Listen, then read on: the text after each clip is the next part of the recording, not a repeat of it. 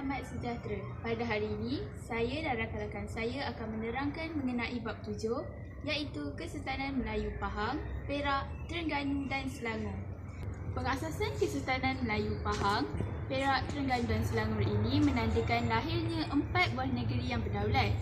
Legasi Kesultanan Melayu Melaka diteruskan secara langsung di Pahang dan Perak, manakala Kesultanan Terengganu dan Selangor merupakan kesinambungan daripada Kesultanan Johor Riau. Intan, adakah awak tahu Kesultanan Pahang, Perak, Terengganu dan Selangor memiliki keunikan warisan yang istimewa?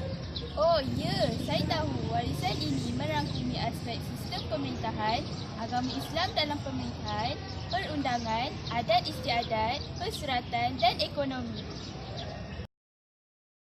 Kesultanan Pahang, mereka mengamalkan sistem pewarisan tahta. Waris ganti digelar Tengku Mahkota dan dilantik atas persetujuan Jumaah Pangkuan Diraja Negeri. Sistem pentadbiran ini berasaskan pembesar 4, 8 dan 16. Pemerintahan kerajaan negeri ini dijalankan bersama-sama Majlis Mesyuarat Kerajaan. Seterusnya ialah Kesultanan Perak. Mereka mengamalkan sistem penggiliran. Sultan mereka dilantik oleh Dewan Negara Perak. Sistem pentadbiran ini berasaskan pembesar 4, 8, 16 dan 32. Pemerintahan kerajaan ini juga dijalankan bersama-sama Majlis Mesyuarat Kerajaan. Belum habis lagi tau. Seterusnya, Kesultanan Terengganu. Kesultanan Terengganu mengamalkan sistem pewarisan tahta. Waris ganti digelar Yang di-Pertuan Muda.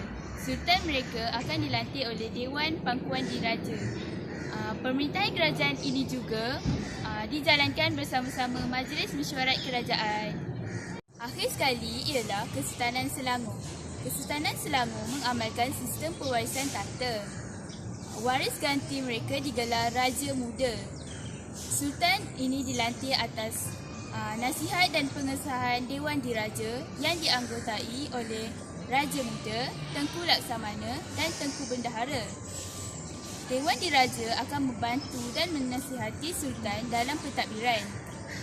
Pemerintahan kerajaan ini juga dijalankan bersama-sama dengan Majlis Mesyuarat Kerajaan. Keutamaan agama Islam dalam Kesultanan Pahang, Perak, Terengganu dan Selangor dapat dilihat dalam beberapa perkara. Boleh awak jelaskan dengan lebih terperinci tentang agama Islam dalam pemerintahan? Sultan merupakan ketua agama bagi setiap negerinya. Kedudukan ini diperihalkan dalam Perlembagaan Persekutuan dan Undang-Undang Tubuh Kerajaan Negeri. Institusi agama mempunyai peranan yang penting bagi setiap negerinya dan bidang kuasa mereka haruslah dihormati. Institusi kesultanan mempunyai ikatan yang rapat dengan institusi agama. Selain berperanan sebagai ketua agama, Sultan juga bertanggungjawab dalam mendaulatkan syiar Islam. Aspek seterusnya ialah perundangan. Intan, menurut apa yang saya tahu, undang-undang ini digubal bagi mengawal kehidupan bermasyarakat. Boleh awak jelaskan tentang perundangan ini? Asas pembentukan undang-undang bertulis di negeri Melayu ialah Hukum Kanun Melaka. Contohnya, Hukum Kanun Pahang dan Undang-Undang 99 Perak. Hukum Kanun Melaka ini terbukti dalam pasal-pasal berhubung, peraturan dan larangan istana, kekeluargaan Islam, jenayah, hutang piutang dan hukum jual beli. Aspek keempat ialah adat istiadat. Adat istiadat ialah aturan yang telah lazim dilakukan sejak dulu lagi. Keunikan adat ini menjadi lambang kedudukan yang istimewa golongan diraja dan institusi Kesultanan Melayu. Sebagai contoh, ada keputeraan, adat perkahwinan dan istiadat pemakaman. 3. Adat keputeraan. Adat ini melibatkan upacara melenggang perut ketika bayi berusia 7 bulan. Selain itu, bayi akan didengarkan azan selepas dilahirkan.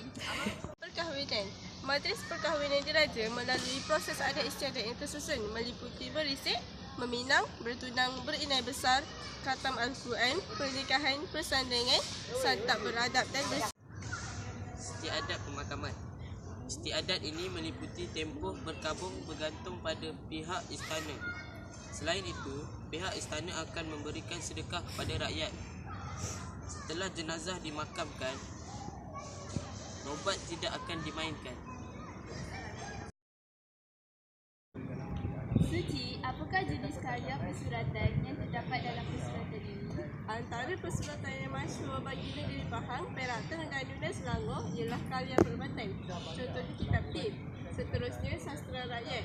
Sebagai contoh, Hikayat Sang Kancil dan Hikayat Ismail Yatim. Akhir sekali, karya sejarah. Contohnya Hikayat Pahang Misal Melayu, Syair Tawarikh Zainal Abidin ketiga dan Kenang-kenangan Selangor. Seterusnya, ekonomi sara diri dan jual beli. Intan, boleh awak berikan contoh ekonomi sara diri? Antara contoh ekonomi sara diri adalah seperti pertanian, peternakan, pelobongan, mengutip hasil hutan dan perikanan. Mengapakah pula ekonomi sara diri ini dijalankan? Ekonomi sara diri ini dijalankan adalah untuk menampung keperluan harian dan lebihannya untuk dijual. Akhir sekali ialah mata wang. Di Perak dikenal dengan mata wang bokar yang dinamakan bidok. Seterusnya, mata wang pitis yang diperbuat daripada timah dan digunakan di Pahang. Selain itu, Pahang juga menggunakan mata wang tampang. Di Terengganu pula, terdapat mata wang berupa kupang emas dan wang pitis. Di Selangor, mereka menggunakan mata wang shilling.